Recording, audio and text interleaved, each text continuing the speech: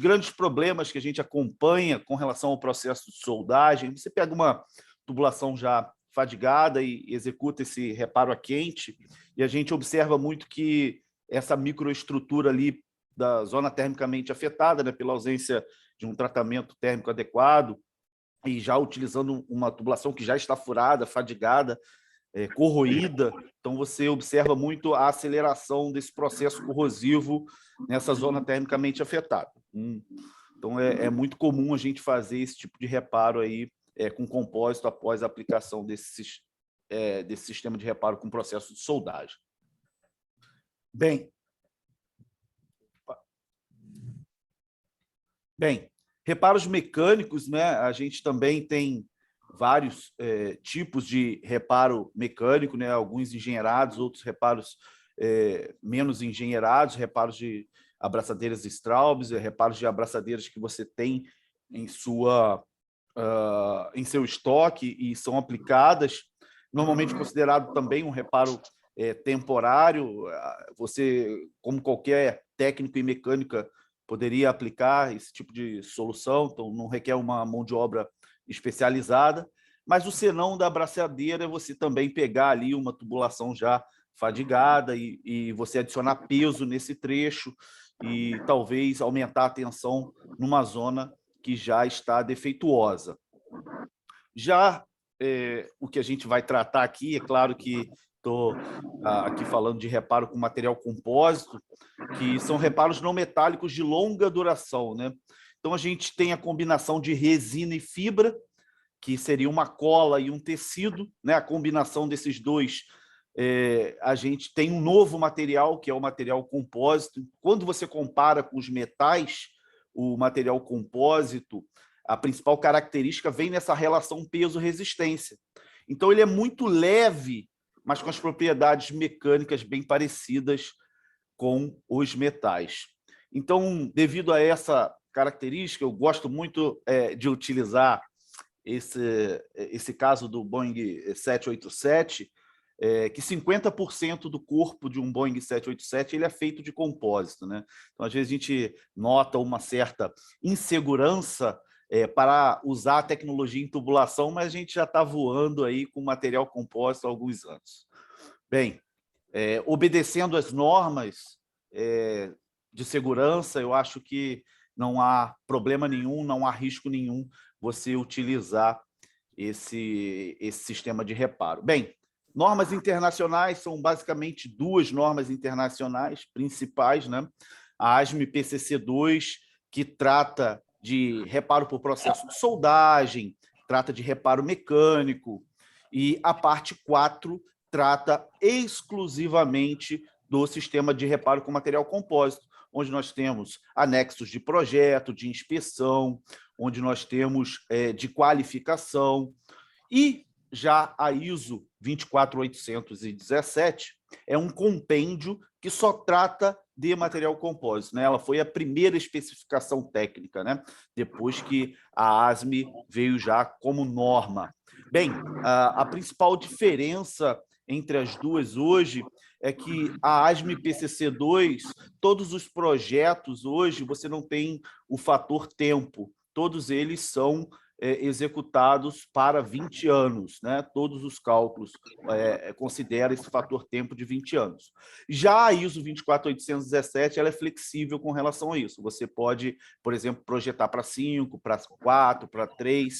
Isso impacta, claro, no número de camadas do reparo e, para isso, por isso a gente considera, nesse quesito, a ASME PCC2 mais conservativa.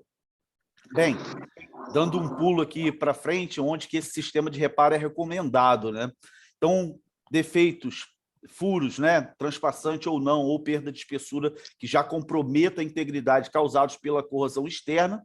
Alguns danos externos, como sulcos, entalhes e corrosão, a gente também pode reparar com um material compósito. É comum, às vezes, a gente fazer reparos com moças causados por impacto, durante a escavação, por exemplo. É comum a gente ter esse tipo de dano externo, né? Bem, corrosão interna também é possível, tanto com defeito transpassante ou não, e a norma também prevê fortalecimento estrutural em áreas localizadas, por exemplo, algumas geometrias como T's, curvas, reduções, elas costumam furar primeiro, e aí a norma prevê esse fortalecimento estrutural também.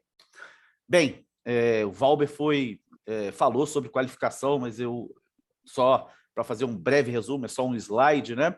Mas a qualificação do sistema de reparo com material compósito ela é feita basicamente de dois tipos, né? Tipo A para danos não transpassantes, ou seja, quando você tem uma perda de espessura que comprometa a integridade, e para furos, quando você tem que fazer a contenção do vazamento e depois executar também o reforço estrutural. Então, basicamente, a qualificação, você tem anexos diferentes tipos de testes para furos e para perda de espessura, e essa qualificação toda ela é baseada, claro, na norma ASME PCC2 e na ISO 24817.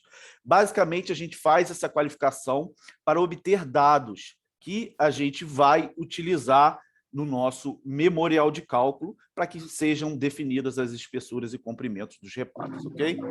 Bem, quais os dados que a gente vai utilizar aqui para fazer esse memorial de cálculo, as propriedades do reparo: tensão, deformação, módulo de elasticidade, coeficiente de Poisson, taxa de liberação de energia, modo de cisalhamento e a temperatura de transição vítrea de cada resina que é utilizada nesse sistema de reparo.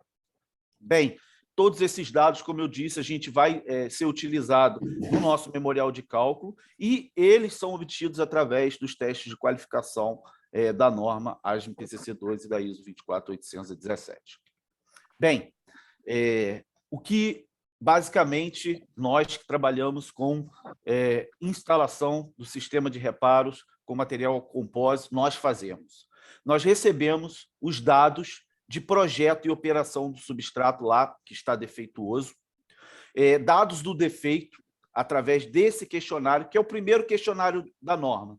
Então, cada empresa, é claro, tem um questionário, mas todas essas informações elas vêm desse questionário da norma, que está lá perguntando, por exemplo, a pressão, temperatura, diâmetro, espessura, os dados do defeito, tamanho do furo, comprimento da perda de espessura, profundidade, se o trecho vai estar em operação, se o trecho está fora de operação. São todas perguntas importantes para quem vai instalar, porque é através dessas informações que é responsabilidade do cliente, do dono da tubulação, que vai passar essas informações para que a gente possa fazer uma avaliação de risco, se adequa ou não à aplicação do sistema de reparo com material compósito, ok? Após esses dados serem obtidos, é fundamental que seja executada uma avaliação de risco.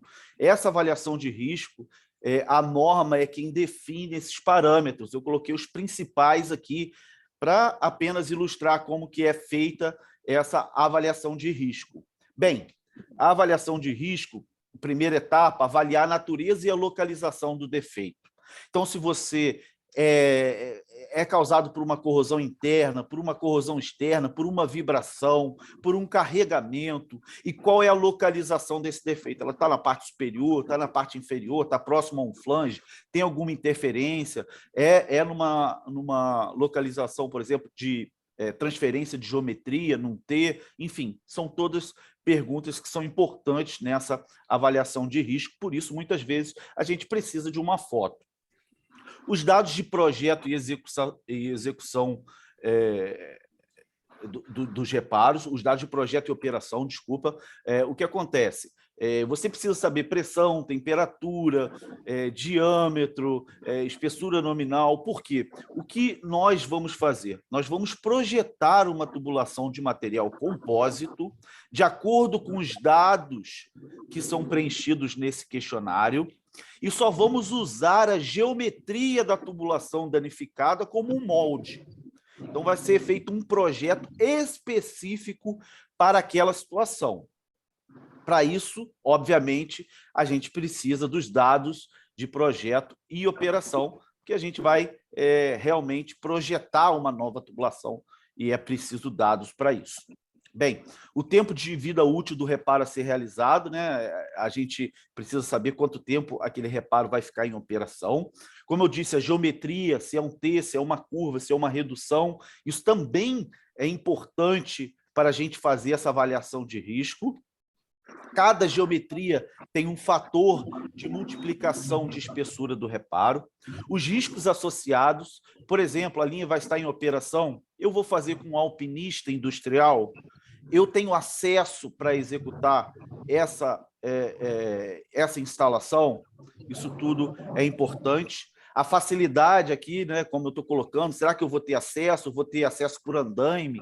Eu vou ficar pendurado? Vai ser um mergulhador que vai aplicar o sistema de reparo? Então, isso tudo é considerado nessa avaliação de risco, né?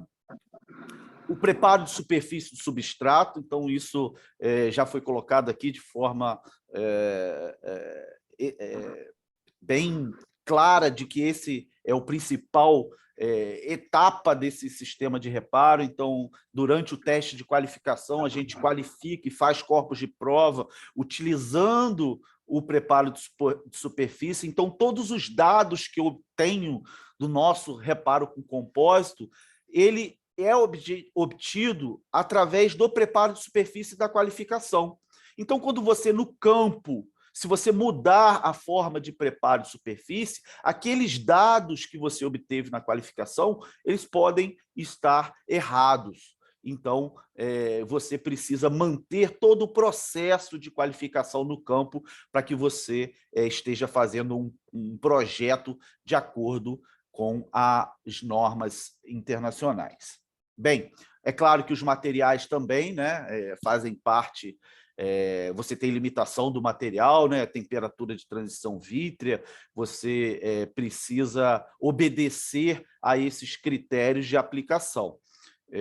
Bem, memorial de cálculo, né, a norma é enorme, o Paim nos mostrou aqui mais de 20 equações, eu não vou me aprofundar nas normas, e nem nas equações. O Paim fez isso aqui muito bem, né? Nós ficamos aqui quase 3 horas ouvindo o Paim dissertar sobre as equações, mas, basicamente, o que o memorial de cálculo ele vai nos fornecer? Ele vai nos fornecer a espessura do reparo, de acordo com os dados lá de pressão, operação, projeto, temperatura, enfim, as propriedades também do compósito, né? Taxa de liberação de energia, tensão, deformação, você vai conseguir encontrar a espessura do reparo de acordo com essas informações. Já o comprimento do reparo, ele é obtido através do tamanho do defeito, bem como a área de ancoragem, ela de um lado e do outro do defeito, ela é de acordo com cada diâmetro que é definida essa área de ancoragem. Ok? Então, basicamente, o memorial de cálculo, apesar de ter várias equações, ele vai definir 2 dados, espessura e comprimento do reparo, de acordo com aquela situação informada pelo cliente. Gostaria de colocar um ponto aqui de bastante importância aí de quem preenche esse questionário, que é a gente ser fiel ao real, né? ao tamanho do defeito real, por exemplo, a máxima pressão que o reparo será submetido, porque isso certamente vai impactar na espessura, o número de voltas que você vai dar e, consequentemente, obviamente, no custo do reparo, porque você está utilizando mais material. Então, se eu pudesse dar um recado aqui, seria ser o mais preciso possível nessas informações, porque isso impacta diretamente no custo de cada reparo. Bem, aqui eu vou passar aí a palavra para o Pedro Ita, que vai continuar a apresentação falando da parte de instalação. Agradeço a todos aí pela atenção. Pedro, interrompi aqui, eu acho que já está liberado aí para você. Perfeito. Muito obrigado, George. Deixe eu compartilhar aqui a tela.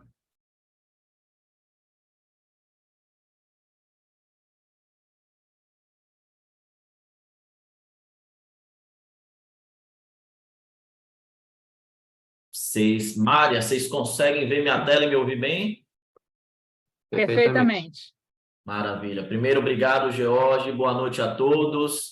Reforço as palavras de George, que é um prazer estar num grupo tão seleto e tão interessado, né, de estar aqui nessa sexta-feira à noite, né? A gente vai, como muito bem colocado, passar, logicamente, né, referências normativas, como já foi feito na parte de projeto por George. Aqui na parte de instalação eu vou versar um pouco também sobre o que fala a norma de instalação, mas muito mais do que, né, nos atermos aos termos da norma e na parte teórica, tentar trazer um pouco do que a gente vê no dia a dia, né, de nós que instalamos reparos. Então, trazer um pouco da dinâmica de mercado e da dinâmica do dia a dia, né? Bom, entrando de fato na parte de instalação, a primeira coisa é que a instalação a gente não pode resumir ou simplificar em simplesmente um slide de um passo a passo de aplicação, né, do sistema compósito, né? A instalação é composta primariamente por 4 pilares, né, por assim dizer, onde o primeiro seria a qualificação do material que está sendo utilizado, ou seja, utilizar um reparo qualificado perpassa por você utilizar um material de qualidade, né, por você ter qualificação dos seus instaladores, por você ter um procedimento adequado, por você ter, né, uma sistemática de registro, né, de tudo que foi feito, desde o projeto, a instalação, a execução do reparo em si. Então, já tem sido muito comum com a popularização, né, da alternativa de reparos compósitos, né, que os próprios clientes peçam para a gente a qualificação, treinamento de equipe própria ou então de algum terceiro de manutenção, né, na instalação de reparos compostos para reparos emergenciais, para que eles possam, com equipe própria, fazer um primeiro combate emergencial até que se possa chamar, né, um fornecedor qualificado para fazer um reparo normatizado ou até a própria troca do trecho, a própria troca da tubulação. E o que a gente vem enfrentando, assim, o que a gente sempre bate na tecla é tudo bem, mas a gente não pode fazer simplesmente a qualificação do profissional, é necessário seguir um procedimento, é necessário que quem for aplicar, né, tenha uma ficha de registro de como foi executado, de como eram as condições na época da aplicação. Então, a conscientização de que o treinamento e qualificação, né, de um reparo não está só na qualificação das pessoas, e perpassa muito mais do que um treinamento online, porque, parafraseando o George, né, a gente não entraria no avião que o piloto só treinou, né, por simulador. Então, eu aproveito essa introdução para falar em instalação, que ela não pode se resumir apenas à qualificação dos profissionais e tampouco, né, ao procedimento passo a passo. Ela é composta aí por esses 4 principais pilares para que a gente possa ter um reparo bem executado, um reparo bem instalado. Então, eu vou falar rapidamente sobre esses 4 principais pilares. Tá? A gente poderia passar aqui um turno inteiro falando sobre instalação, mas eu vou tentar resumir os principais aspectos, né? Onde o primeiro, como comentei dos pilares, é a qualificação do material. Então, a norma, a ASME PCC2, a ISO 24817, colocam que, obviamente, o fabricante tem que ter padrão de repetitibilidade, tem que ter ISO 9001, tem que fazer, né, programa de testes por batelada, né, e manter esses resultados armazenados com as propriedades de tração de fibras, fazer os testes de transição vítrea do polímero, né? Então, a própria norma já coloca aí alguns critérios para qualificação do material. Então, a primeira coisa é escolher um material qualificado, que pode ser qualificado através de parâmetros de norma, através de alguma classificadora que emita um type approval, né? Ter um material qualificado e bem acondicionado. Então, normalmente, os materiais, os compostos de mercado, a resina, você pode manter de 3 a 5 anos, logicamente que varia de fabricante para fabricante, mas de 3 a 5 anos a validade da resina, evidentemente, se não misturada, e as telas, né, compostas aí nesse sistema composto, normalmente de uma validade ilimitada ou de uma longa validade. Então, desde que se armazene separado, sem obviamente iniciar a reação, a resina tem aí de 3 a 5 anos, e as telas, tempos mais longos ou até ilimitados, né? Dito isso, e só para passei rapidamente para mostrar aqui os os sistemas compósitos têm que ter não é qualquer material que pode ser utilizado com um sistema compósito, né, de qualidade, então é importante na hora do consumo, na hora da aquisição, que se analise de fato se o fabricante cumpre a todos esses requisitos, né, se o produto tem algum type approval, se o produto segue a esses testes, que o produto tem um data folha, né, um datasheet rico de informações. Muitas vezes, de novo, com a popularização do sistema de reparos compósitos, é importante entender as propriedades, né, que tem que ser analisadas. Então, no datasheet, para reparo compósito, não é a resistência térmica só que tem que ser analisada, mas a transição vítrea, né, o HDT, a temperatura de distorção térmica, porque a partir dessa temperatura que o polímero começa a perder suas propriedades mecânicas. Então, é importante, né, analisar o material que está sendo utilizado. Mas vamos lá, escolhido um bom material, né, a gente vai, evidentemente, fazer o treinamento da equipe para que possa utilizar aquele material. Tá? A qualificação, a ASME e a ISO também definem alguns critérios para qualificação. A ASME comenta sobre a certificação, a ISO comenta sobre certificação de instaladores, que seriam auxiliares, de supervisores, mas a ASME só comenta sobre supervisores. Então, via de regra, né, nós instaladores, né, empresas de instalação, mantemos sempre supervisores nas equipes, e esses supervisores, a definição é que eles tenham no mínimo 2 anos de experiência e que tenham, né, 10 aplicações realizadas ao longo desse período. Então, para você fazer um reparo normatizado, tá, você precisa ter no mínimo o aplicador, né, o supervisor com 2 anos de experiência e com a realização comprovada, né, de reparos registrados, executados, enviados ao dono da tecnologia do fabricante, com 10 reparos bem executados e bem registrados. Com isso, evidentemente, o fabricante vai emitir, né, o certificado que deve ser guardado pela empresa, né, e esse certificado tem período de validade de 1 ano, podendo ser renovado, né, caso estejam apresentados pelo menos 10 reparos ao longo desse ano, 10 reparos bem feitos e bem registrados. Você pode fazer uma recertificação, porém, ao final de 3 anos, já se faz necessário, independente de, né, se eu cumprir 10 reparos no ano, 10 reparos no outro, 10 reparos, chegou no 3º ano, você tem que fazer uma reciclagem desse treinamento para estar de acordo com a norma. Então, novamente, versando um pouco sobre o que diz a norma sobre a qualificação, que não é simplesmente fazer a contratação de um profissional que não tem experiência, de repente tem experiência com pintura, né, e, né, trabalhar com ele ao longo de 6 meses, ele já vai poder fazer um reparo normatizado. Então, também a qualificação da equipe para fazer um reparo normatizado é uma qualificação, né, para garantir realmente a qualidade de quem está aplicando e a qualidade do reparo. Evidentemente que a qualificação para profissionais que vão fazer reparos emergenciais ou para profissionais do próprio cliente, de um terceiro de manutenção do cliente, não segue as mesmas diretrizes da norma de exigência de quantidade de anos, né? Em verdade que hoje é um gap, né, um gap hoje no nosso sistema de aplicação de reparos no Brasil, uma definição padrão de como tem que ser essa qualificação de um terceiro de manutenção, né, de uma empresa que não é especialista na aplicação de compósitos ou da própria equipe de manutenção do cliente. E isso é algo que algo que precisa ser abordado caso a gente queira padronizar e definir uma qualificação mínima, né, para os profissionais que vão fazer esse tipo de aplicação para reparos emergenciais.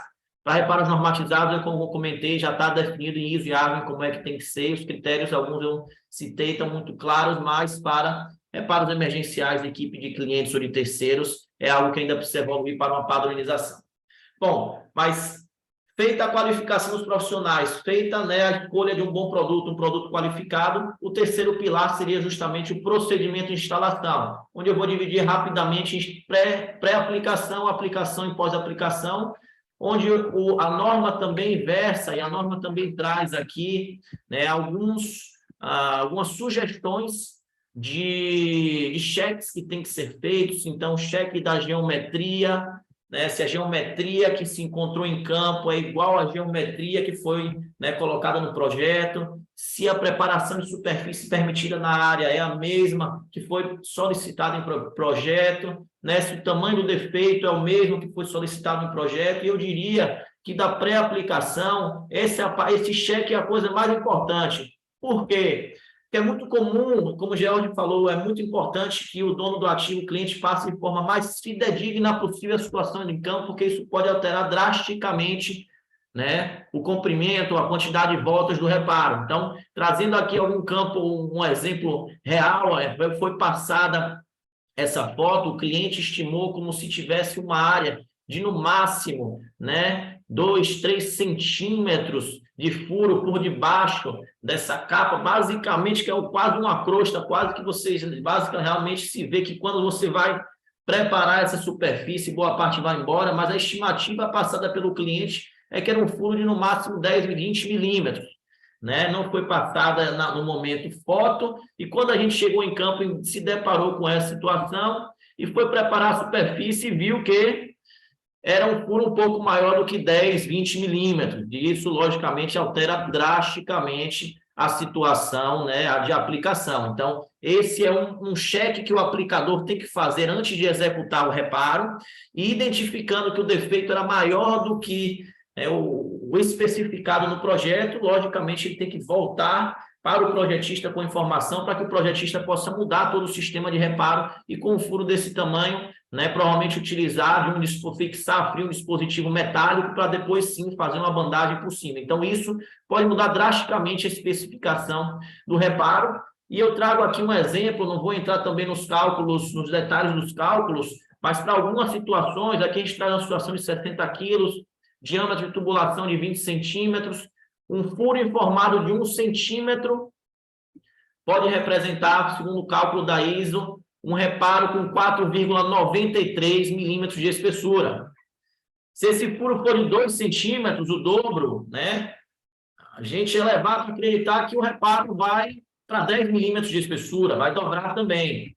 E não é bem assim que funciona, né? Então, o furo sai de 1 centímetro para 2 centímetros, já muda drasticamente, né, a espessura calculada do reparo, que pode inviabilizar economicamente ou espacialmente a execução do reparo, ou, como eu comentei, ter que ser utilizados artifícios como elementos metálicos juntamente com o compósito, para que a gente consiga alcançar o reforço necessário para aquela situação. Então, é fundamental na pré-aplicação chegar em campo e o aplicador verificar se todas as condições eram aquelas condições que foram informadas em projeto, e as informações mais difíceis, o que se encontra de diferente quando se vai a campo, realmente são o tamanho do defeito, né? É muito difícil também conhecer uma informação mais precisa sobre taxa de corrosão, uma vez que o defeito for uma corrosão interna, ou a identificação dos esforços externos.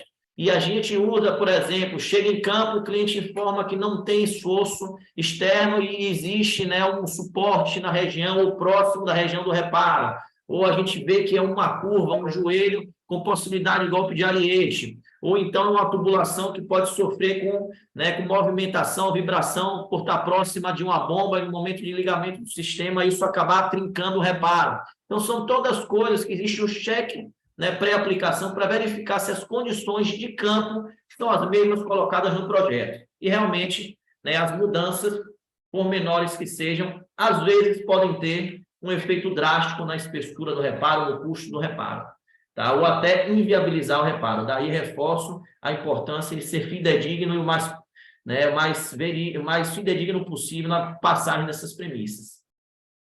Ainda no terceiro pilar de procedimento de instalação, falando agora sobre a parte de instalação em si, né, a norma traz o conceito de pontos de parada, os hold points, ou seja, que deve haver um procedimento de aplicação e que o supervisor normatizado, o supervisor qualificado, ele deve seguir aqueles pontos de parada, e aquele ponto, né, seria um ponto de verificação. Se ele não for cumprido, né, você não pode seguir para o próximo ponto. Um exemplo clássico disso é a preparação de superfície. Então, se o seu projeto pede uma preparação de superfície com 40 micrômetros, né, padrão SP11, né, com MBX, e você, por algum motivo, né, seja por conta, você fez a preparação de superfície com MBX, era um aço duro, e você fez a medição de rugosidade e não alcançou os seus 40 micrômetros, o supervisor deve parar, né, a atividade, né, e consultar a equipe de projeto para verificar o que se pode ser prosseguido ou não. Então, esse é o conceito do hold point,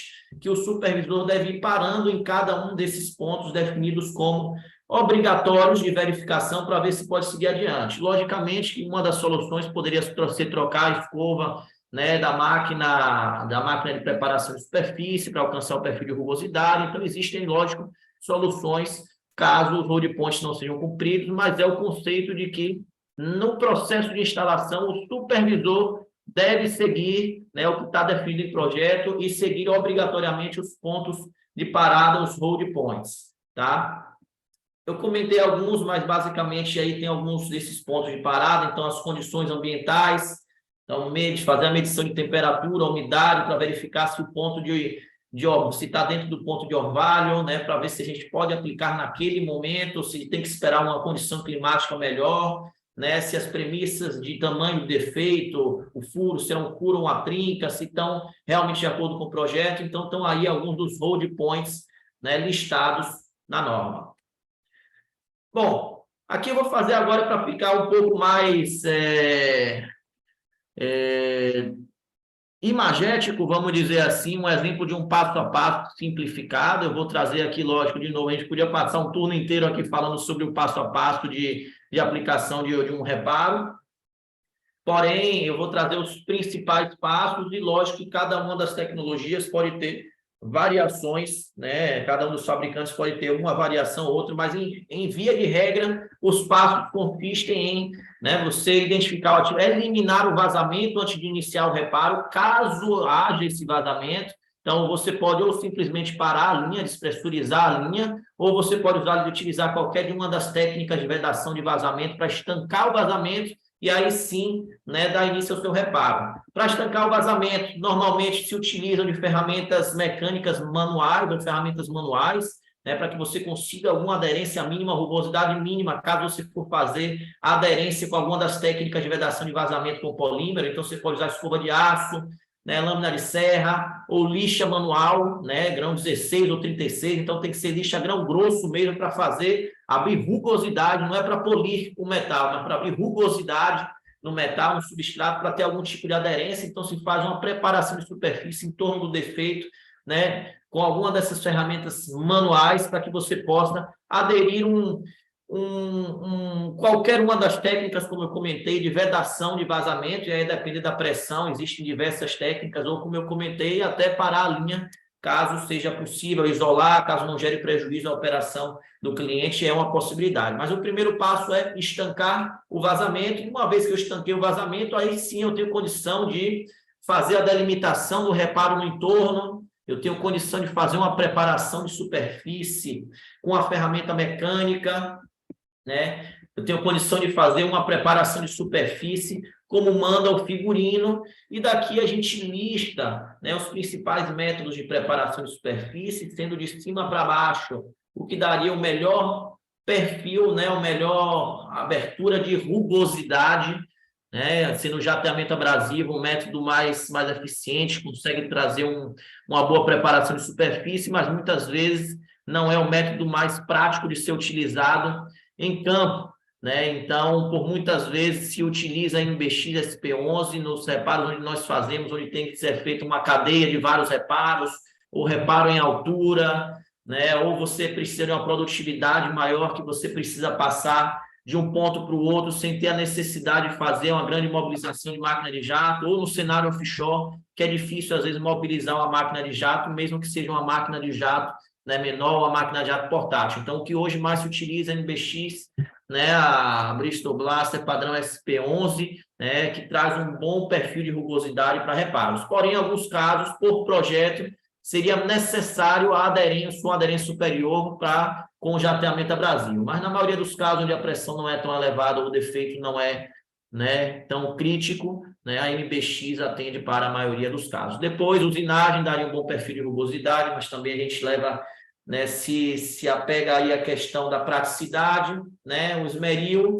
as limas, lixas de escova de aço. Então, para quem, imagino como aqui só tem professores, né, todos já conhecem a máquina, né, a MBX, que eu comentei que é bem utilizada, e para a MBX e para jateamento abrasivo, que são os métodos colocados pela norma, como existe padrão de repetitibilidade, e por haver padrão de repetitibilidade, são os métodos permitidos por norma para que você possa ter, né, repetitibilidade no cálculo e no reforço, na aderência que você vai ter no seu reparo. Você tem que fazer, né, a medição de rugosidade para ver se a preparação de superfície alcançou a rugosidade necessária, porque muitas vezes é o que mostra bem essa foto. Você pode polir o metal, então escova rotativa, por exemplo, é ótima para polir o metal, né? Mas não necessariamente para abrir rugosidade. Então, isso é uma das preocupações, né, que a gente tem que ter para que haja uma boa aderência. Então, aqui na foto mostra bem à direita o metal polido e o metal rugoso, né? O metal que aqui você vai ter uma ancoragem, né, melhor. Então, temos que tomar o cuidado entre abrir rugosidade e polir a superfície. Esse é outra coisa que no campo a gente nota muito. Escova rotativa é algo que a gente não recomenda para abrir rugosidade, por exemplo. Tá? Mas para limpeza é ótimo. Tirar a carepa de corrosão, você pode fazer a limpeza com ela e aí depois usar um MBX, por exemplo, para fazer a abertura de rugosidade. Tá? Preparada a superfície, aí como eu comentei, né, existem vários... de fabricante para fabricante pode haver uma certa variação, mas normalmente se faz preparação da superfície, limpeza da superfície, aplicação da resina diretamente sobre o substrato, para que você possa, né, embeber o substrato de resina e garantir que você vai ter resina em todo o substrato. Depois você vai fazer, né, misturar a resina com a tela para garantir que a tela vai estar 100% impregnada, que você não tenha vazios, que é uma das principais causas de defeito posterior no reparo. Então, é muito importante que seja realmente bem impregnada a tela para fazer esse reparo. Uma vez impregnada a tela, faz a medição da tela de acordo com a área que você vai fazer a bandagem, tá? E aí sim você faz a bandagem, normalmente com uma sobreposição sobre a camada anterior de 50%, para garantir, né, que numa passagem da direita para a esquerda ou da esquerda para a direita, você vai fazendo com sobreposição de 50%, 50%, 50%. Numa passagem você já tem 2 voltas de tela e aí depois você vem no caminho contrário, mais 2 voltas de tela, até alcançar a quantidade de camadas necessárias. Então, normalmente, esse é o método utilizado. Não se faz, né, uma bandagem sem sobreposição. Você faz sempre com 50% de sobreposição da largura da camada anterior e sempre tendo a preocupação grande de estrudar o material da tela para que justamente você não tenha vazios. Então, esses são alguns dos cuidados, né, que geram os defeitos mais comuns na aplicação do reparo. Finalizada, então, a sua bandagem, um outro ponto importante, aí, de novo, existem algumas formas de fazer, cada fabricante tem o seu método, mas a consolidação do reparo através de alguma tela que você consiga expulsar o ar, né, expulsar qualquer eventual vazio para que você tenha um reparo bem consolidado, sem vazios, e, eventualmente, não tenha defeitos posteriores por conta disso. Né, finalizada a aplicação, sim, a inspeção, né, durante a aplicação, na verdade, fazer toda a inspeção e registros. Então, o que eu comentei no início, não adianta só fazer bem executado o reparo. Se não tiver, né, um reparo bem executado, né, tanto para fins de auditoria quanto para fins de supervisão, você poder tomar uma decisão futura de revalidação daquele reparo, você não vai ter como fazer. Por mais que você chegue no campo, é muito comum, chegam, Pedro, vocês podem inspecionar o reparo que foi feito para verificar se ele pode ficar por mais 3 meses? Claro, mas você tem um registro de como ele foi feito? Não tenho. Então, por mais que a gente chegue e veja que no campo, aparentemente, ele está bacana, a gente faz o teste de emissividade de som com o martelinho, bate, vê que aparentemente não tem vazios, não tem delaminação, não tem tela exposta, mas se a gente não sabe como ele foi feito, não tem uma foto da preparação de superfície, não tem um registro da rugosidade, não tem o tamanho do defeito, não tem como opinar, né? Óbvio, você pode opinar com base em experiência técnica, mas fica difícil de afirmar, de garantir qualquer coisa sobre a revalidação de um reparo, né? Ou sobre a durabilidade daquele reparo. Então, sem registros, fica difícil de tomar ações a posteriori.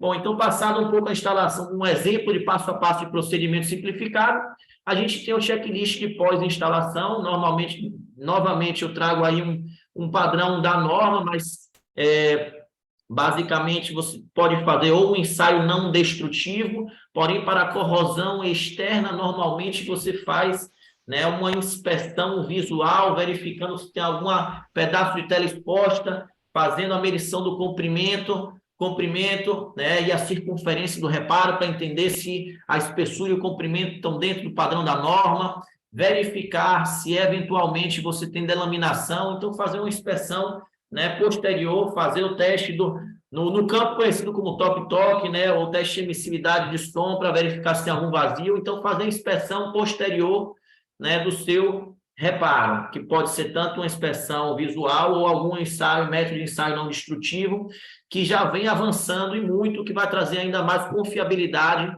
ao mercado de reparos compósitos, né, métodos de inspeção, como eventualmente uma xerografia ou algo nessa linha que consiga, depois de 1 ano, 2 anos que o reparo foi executado, verificar se ele está com algum vazio, alguma delaminação, se o defeito por debaixo qualitativamente ele aumentou. Então, existe a evolução dos métodos de inspeção que acreditamos que no curto, médio prazo vão dar ainda mais confiabilidade aos métodos de inspeção de reparos. E para finalizar, o quarto e último pilar, para passar a palavra para João, né, que, como eu comentei, não adianta você ter um material qualificado, equipe qualificada, procedimento, né, bem definido e bem executado, se você não tem o registro dele. Então, alguns documentos de registro são o projeto, cada reparo é um projeto de alteração, né, naquele ativo, então é necessário fazer um projeto para cada um dos reparos. Pedro, mas eu já ouvi que existe a possibilidade de reparos pré-calculados.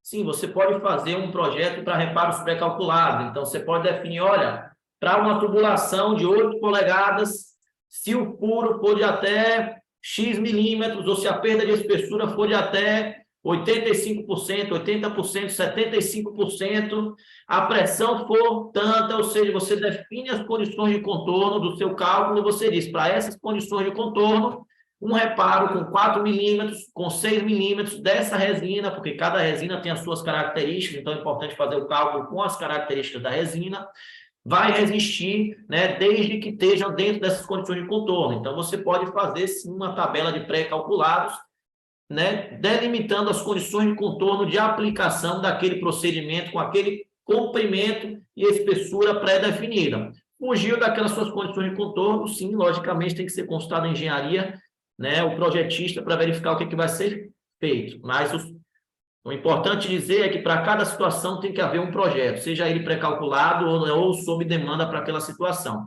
Então, o projeto é um documento de registro, né, o registro da execução do reparo com a medição de rugosidade, a medição de temperatura, a medição do substrato, né, ponto de orvalho, de comprimento, ou seja, todas as informações de execução do reparo, um relatório de finalização do reparo, que é um cheque se o registro de execução do reparo está batendo com o que foi o projeto do reparo. Então, na hora que se emite um relatório, e hoje no mercado existe uma pressão muito grande para cada vez mais emitir os relatórios para ontem. Sei que George e João sabem exatamente o que eu estou falando.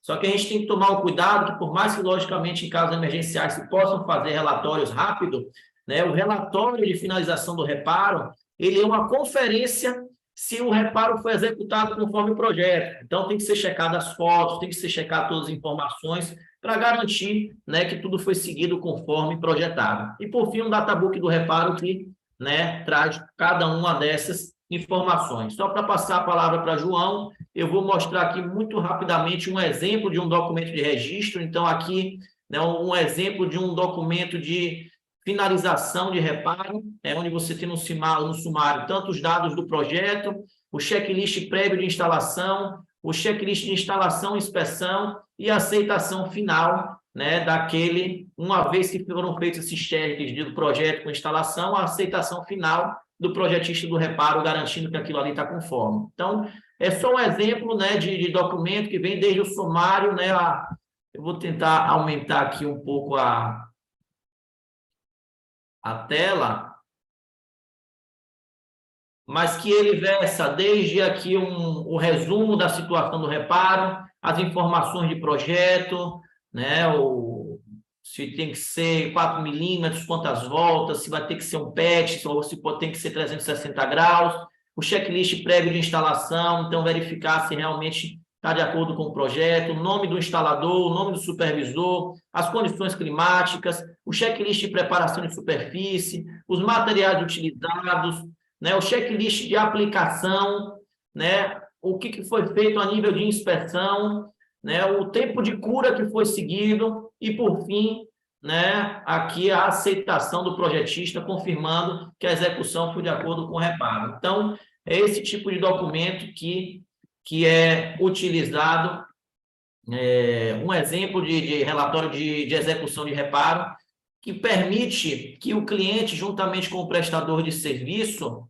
consiga, né, tomar ações a posteriori, consiga dizer, olha, com base no reparo que foi executado, é possível fazer uma revalidação técnica e nós acreditamos que ele vai durar mais X tempo. Olha, com base nesse procedimento, a gente consegue estimar uma vida útil com base no que foi feito. De novo, se a gente não tem essas informações, chegar no campo e avaliar qualquer tipo de reparo, né, fica muito complicado. Bom, então era isso, gente. Eu queria só para sumarizar e passar a palavra para João, reforçar. Instalação do reparo não é só chegar e executar o reparo bem feito, é material de qualidade, documentação de registro, procedimento bem executado e qualificação de equipe. Dito isso, João, agora acho que é a parte mais bacana, né, que é passar um pouco dos cases, dos exemplos práticos, de um pouco dessa parte de instalação e da parte de projeto que eu e George falamos. Então, João, por favor, agora passo a palavra para ti. Deixa eu parar de compartilhar aqui a tela.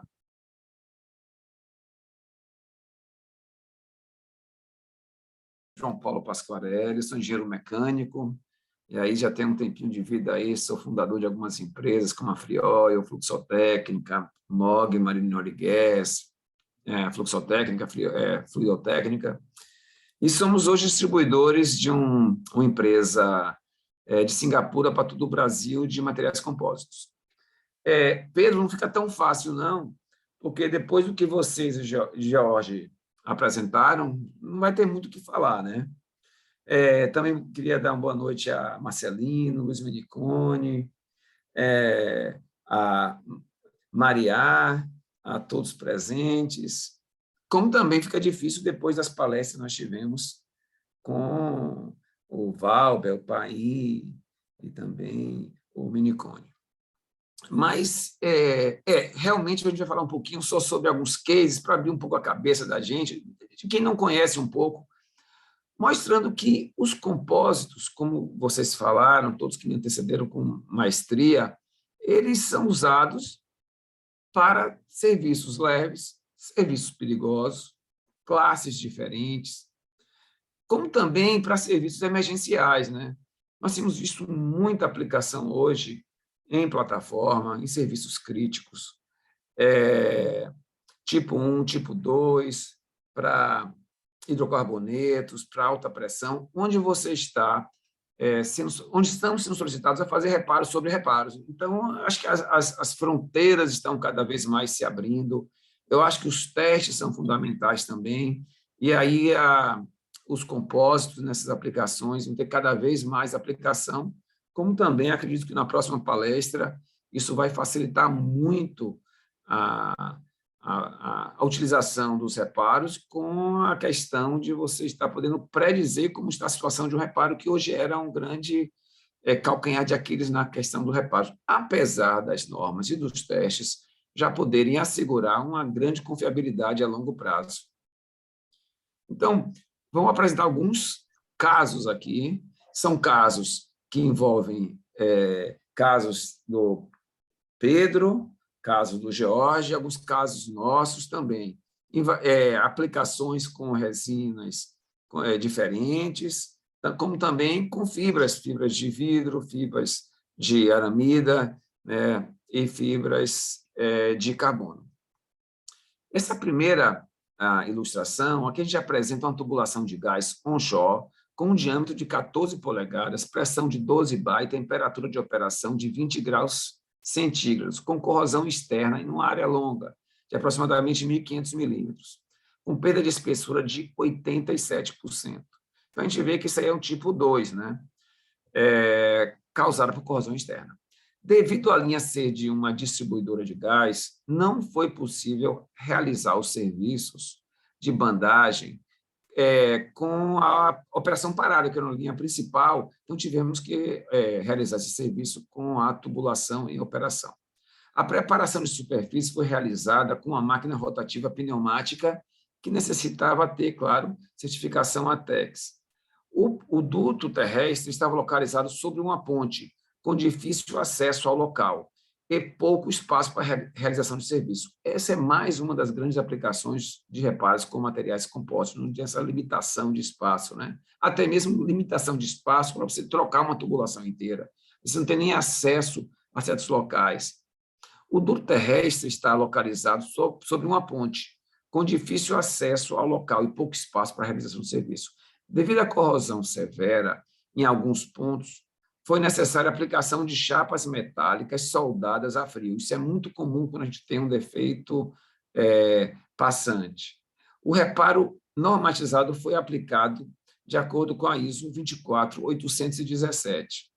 Devido à grande extensão, não foi possível realizar a preparação superficial no mesmo dia. E foi aplicado um primer em toda a extensão. Às vezes a gente faz também uma proteção dessa área quando você não consegue fazer toda a aplicação num dia. Neste reparo, apesar de não haver furo, foi considerado defeito tipo 2, sendo colocado uma placa metálica, né? Então, vamos agora para o segundo caso. Nessa ilustração, ocorre um reparo em um gasoduto onshore, com diâmetro de 8 polegadas. A pressão de operação é de 42 bar, deixa eu ver, uma pressão um pouco maior, e a temperatura de 20 graus. Nesse reparo foi observado corrosão externa, numa extensão também grande, na faixa de 2 metros de extensão. Também difícil acesso, e era uma linha também de uma concessionária, e não poderia parar, e aí esse reparo foi aplicado de acordo também com os cálculos, de acordo com a ISO 24817. Vamos agora para uma aplicação offshore. Na aplicação offshore, a gente sempre vê corrosão externa pesada, não pode parar a produção.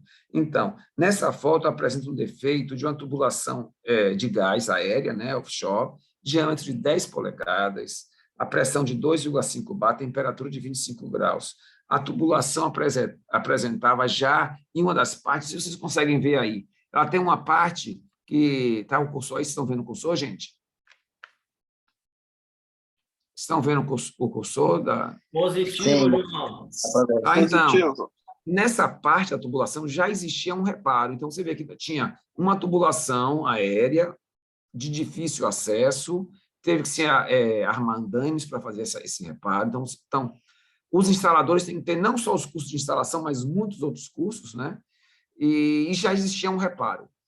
Em função desse... Ninguém sabia o que tinha debaixo desse reparo. O cliente, né? Quer dizer, a gente normalmente costuma fazer a nossa recomendação técnica, mas muitas vezes a operação costuma nos levar para reparos, outros que não sejam definitivos, ou que não sejam normatizados. E nós temos que fazer esse reparo, claro, deixando muito claro de que forma foi feito esse reparo e qual é o nosso ponto de vista sobre essa garantia. Se é um reparo, vai ser definitivo, se esse reparo nós vamos considerar como temporário emergencial. Então, nesse caso, parte do reparo foi sobre uma superfície metálica, onde foi possível fazer toda uma preparação de rugosidade, e já uma outra parte do reparo, o cliente solicitou que fosse feito reparo sobre reparo. Então, vamos agora para o caso número 4. E aí vocês veem também a dificuldade de acesso. Nesse reparo, teve que ser arrancado esse piso, teve um grau de corrosão externa elevado, era uma tubulação pequena de 2 polegadas, a pressão era baixa, menos de 1 bar, temperatura de 55 graus e uma extensão de 400 milímetros.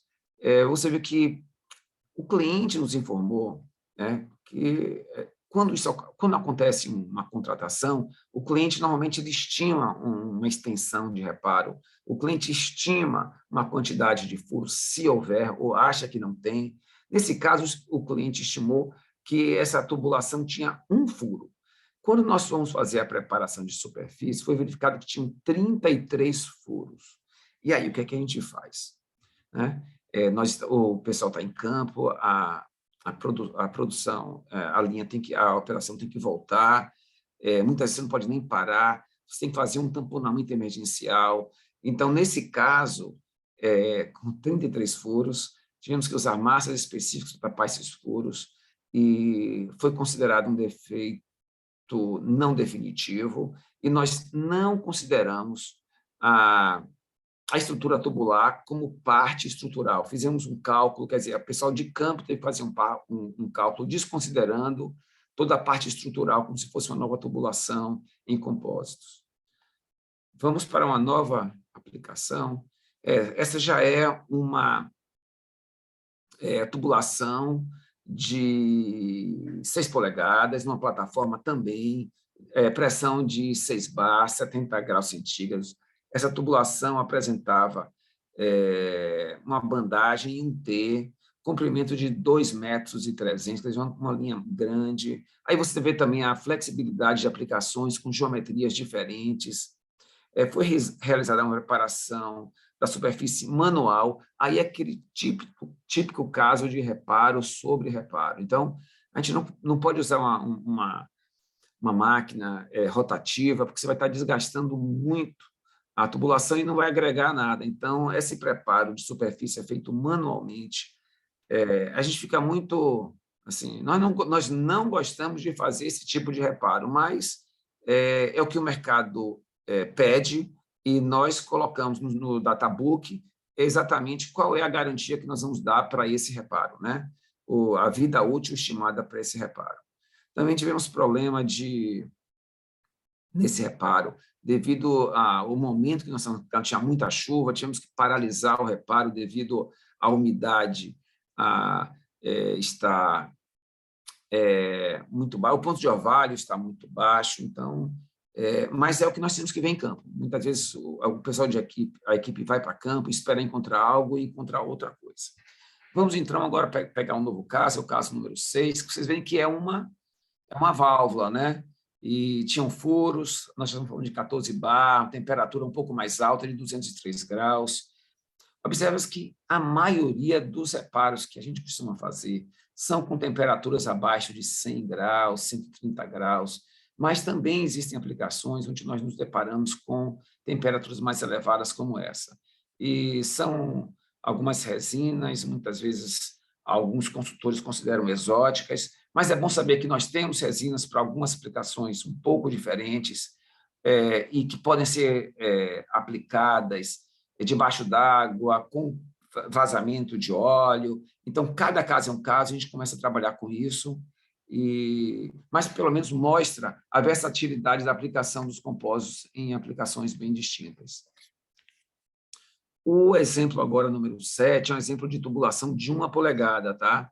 Também em plataforma de petróleo, aplicação offshore. Você vê que a pressão baixa, né, 2,5 bar, uma extensão de 200 milímetros, mas nesse caso a gente pode dizer de diferente é que foi verificado também trinca.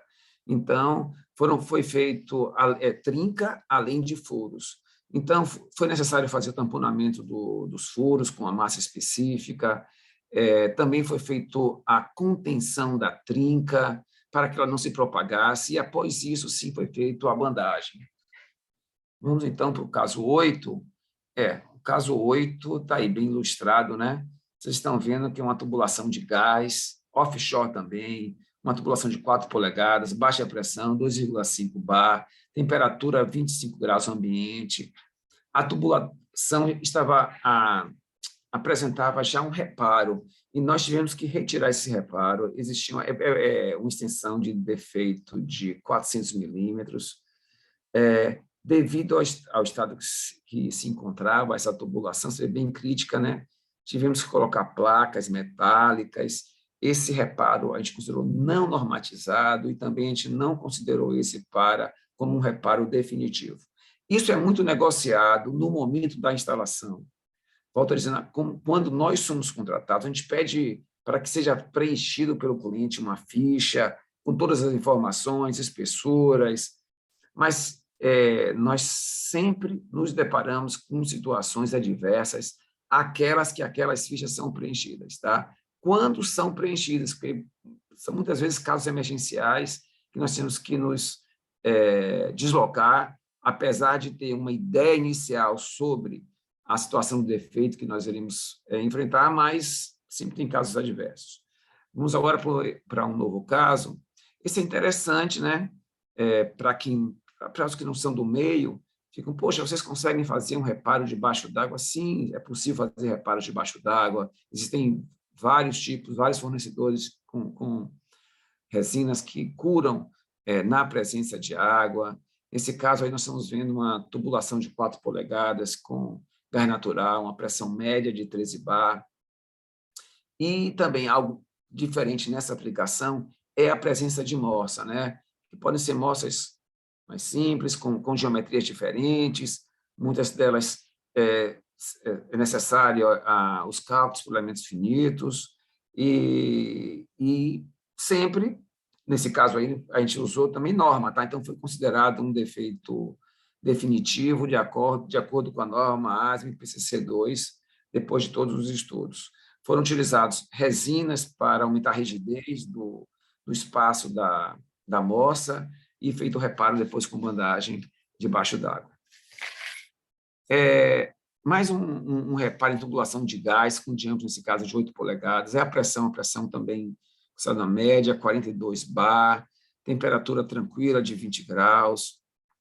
Essa tubulação apresentava corrosão externa. Muitas vezes tem aquela, é muito comum ter a corrosão naquele limite entre o solo, né, e o ar, e aí ou de pits, ou entre soldas, e nesse caso existia uma corrosão acentuada, uma perda de espessura de mais de 70%. Então, nesse caso, o reparo foi realizado com material compósito e, anteriormente, foi feito solda a frio com chapas metálicas.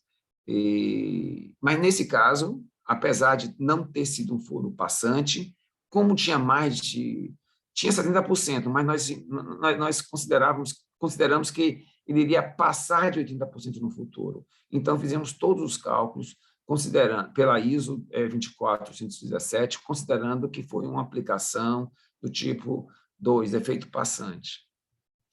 Vamos para uma próxima, que é também uma tubulação de água numa plataforma. A gente faz muito serviço em plataforma, e pela agressividade do ambiente, uma tubulação de 4 polegadas, aí um reparo tranquilo, com 40% de perda de espessura, e aí foi aplicado o compósito, também calculado de acordo com a ISO 24817.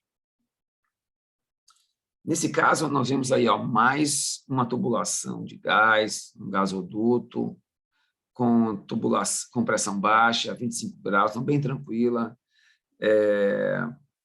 e foi calculado de acordo... Não, esse não foi calculado de acordo com a ASME, né?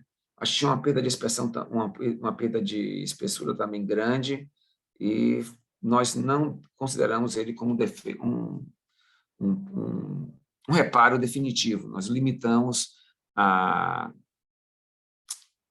validade os cálculos de defeitos para, às vezes, meses, às vezes 1 ano, 2 anos. A gente faz coisas... Quando a gente vê uma tubulação, aplicação dessa com corrosão muito elevada, a gente não gosta de colocar para os nossos clientes cálculos com vida útil muito elevada. Então, esse novo defeito aí também é gasoduto, 8 polegadas, 50 bar, uma pressão um pouco maior, e, nesse caso, calculado pela ASME PCC2, a perda de espessura era mediana, 46% de perda de espessura, defeito tipo 1, tá? Assim, o que eu posso dizer é que, nesse caso, muitas vezes com aplicações de gás, em função da vazão que está, da temperatura ambiente, a gente tem que fazer alguns procedimentos. Nesse caso, nós tivemos que usar mantas térmicas, usar sopradores, para que a gente pudesse estar trabalhando dentro das condições atmosféricas ideais para o reparo. Esse próximo caso aí também é um defeito em curva, diâmetro 6 polegadas, 16 bar, perda de espessura de 76%, foi considerado defeito tipo 1, tá? Uma extensão de 1.400 milímetros. Esses cálculos foram feitos de acordo com a ASME PCC2. Vamos para um novo caso. Esse caso é bem interessante, tá? Este caso é um caso que vocês podem ver aí, tem um vente, né? Uma tubulação grande de 24 polegadas, uma pressão de 1,7 megapascal, temperatura de 50 graus, e foi fixada uma chapa, tá? Em L, ancorada com a tubulação maior, por conta da impossibilidade da remoção daquela peça soldada. Depois de fixar a frio as chapas metálicas, foi realizado o reparo de acordo com a norma 24817, seguido de instalação de proteção anti-chama com Type Approval ABS para Fire Endurance Resistance Level 1.